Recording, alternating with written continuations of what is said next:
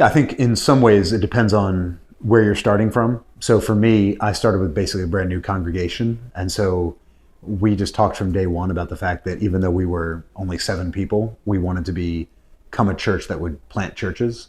And so in God's providence, when 6 months in, we had an opportunity to plant a church, everyone already knew that that's what we were going to do. And so even though we didn't have a lot in terms of people and resources, we were able to, it wasn't a huge argument with the congregation because they understood it. I think if you're at an existing church that doesn't have a culture of church planting, I think you start by giving people a real vision for how the local church is the way that God spreads the gospel. So I think that's kind of the primary theological piece that a lot of churches are missing.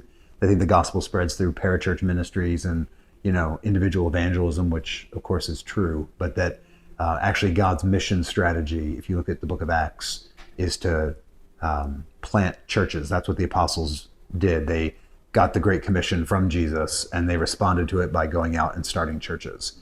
And so it's actually churches that reach communities as these little sort of communities of light in larger communities of darkness. And so I think when people understand that, then they understand that in order to spread the gospel, what we do is we plant churches. We start new communities of light wherever there's darkness and work from there. And I think once a church understands that, then you really have the makings of a culture of church planting.